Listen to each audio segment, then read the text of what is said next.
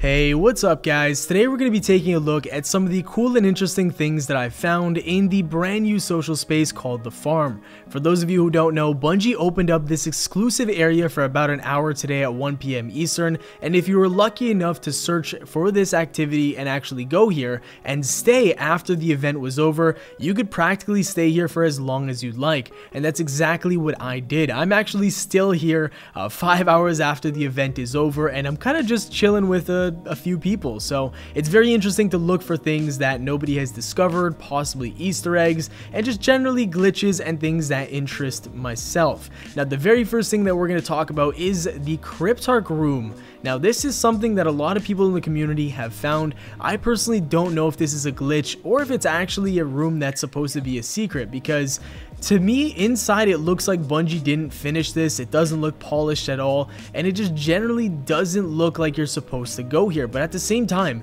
it's so easy to get inside, so it kind of leads me to believe that Bungie put it there on purpose. Who knows, maybe Xur could pop up there once in a while every weekend, or they'll finish that room and renovate it with something cool. Up next, we have fireworks. So you can get these fireworks to spawn very simply just by scoring on the same net 3 times in a row.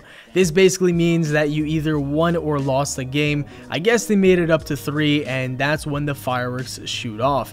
It's honestly a really easy thing to do, and on top of that, it just looks absolutely badass. So as you can see, I put 2 balls into the net. Now we're gonna go for the third one, and this is where the fireworks start to shoot off from the back of the net. It's one of those things that just looks extremely nice. It's super awesome to see, especially when there's a lot of people in this specific social area. And then the best part about it, in my opinion, is that it kind of lights up the entire area. It gives everything a slight red color correction, which is just awesome.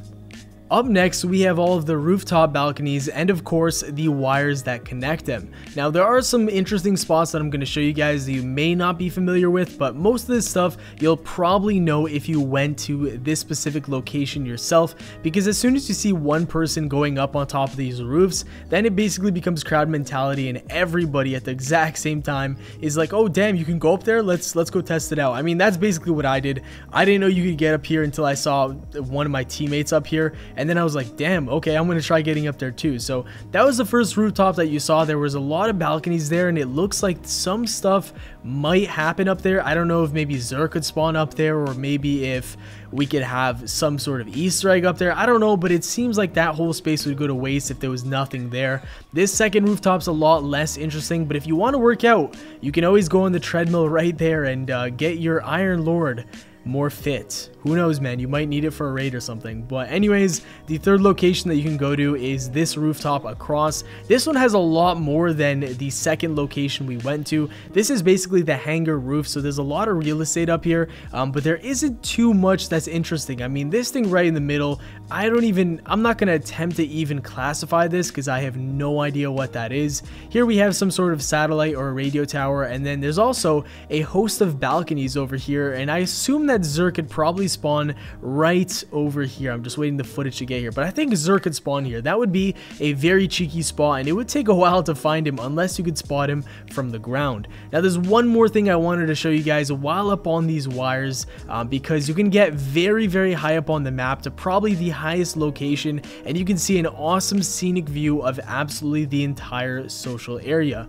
What you want to do is go on top of this third rooftop and then make your way over here onto this thin wire. Make sure you don't fall off. This is honestly super easy to fall off. It's very, very thin, and if you go all the way up top, then you can get pretty damn high up. At this point, I thought I'd already fall off, but I was actually still on it. So as you can see, we are extremely high on the map. You can take a look at everything in this social area, and it's honestly just quite beautiful.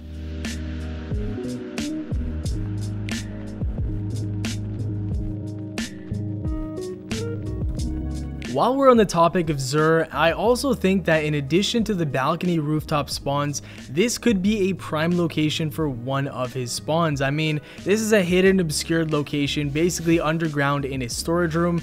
To me, it's basically the perfect spawn location for Xur, so don't be surprised if we see him here on one of the weekends. While we're on this topic, I want to show you guys two more locations that, in my opinion, are extremely likely for him to spawn in. One is underneath this bridge. It's dark, it's creepy, it's random corner, it's kind of hidden.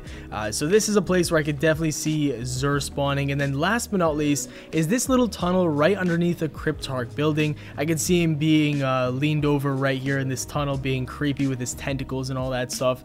Those are the Xur locations that, to me, I think are going to be his spawn points. This one is super random, but I wanted to throw it in very quickly. There's a bloody axe in this tree. That is all. Let's move on to the next one. This one actually had me dying because at first I had no idea what this guy was talking about, and then I realized that he was pointing to the Eververse trading company logo and then shaking his head. That is the exact way that I feel when I found out that the Eververse trading company, the most evil vendor in all of Destiny, is coming back in Destiny 2. Activision's got to get that paper one way or another, so there it is. Next up, we have something that's not super interesting, but I thought I'd throw it in the video just because we saw it at the Reef in Destiny. There are 3 on and off switches for lights in this brand new social space. Honestly, these probably mean absolutely nothing and they're just cosmetic, aesthetic looking things, but who knows? Maybe they could be linked to some sort of Easter egg that we see at this new social space once the full game releases, but probably not. One thing that we have a lot of is the Dead Orbit logo, and beside that we have weapons laying down. They also resemble Dead Orbit weapons, so what does this mean? Well, it basically confirms that on launch there will be a Dead Orbit faction. You'll be able to talk to him and buy weapons, but we did not find Future War Cult or New Monarchy weapons or logos anywhere on the farm. Does that mean there's only going to be one faction? Probably not, but it's still pretty interesting that we can only find Dead Orbit at this moment in time. Up next, we have a secret cliff that you can get on top of just by using the jump and mantle feature. If mantling wasn't in this game, then we probably wouldn't be able to go up here and get this epic view of the entire social space. It's to the left of the spawn, right beside the dock if you're confused about where this is. My guess is that Xur might be able to spawn up here, or we might even see a dead ghost once the full game releases. Very nice place to go up to and look around. And finally, last but not least, we have potentially a new vehicle type. Now, even to this day, I don't know what this is and what it's going to be used for. At first, I thought this was definitely something that we can use as a vehicle. We can hop on it, either ride it or fly it, but now I'm starting to change my mind a little bit because I actually saw footage of this thing right here in, I believe, one of IGN's reveals of the farm. Now, let me first tell you guys why I think this is something that we could personally use as a vehicle. Well, the first reason is because it's inside the hangar and right beside our sparrows. Now, the second and more important reason is because when you go into your menu for Destiny 2, instead of it being a sparrow slot, it now says vehicles. So that definitely kind of means that there may be vehicles that we can use that aren't sparrows as our personal vehicles. So who knows, maybe we'll be able to ride these things at one point. Maybe they'll be our personal vehicle.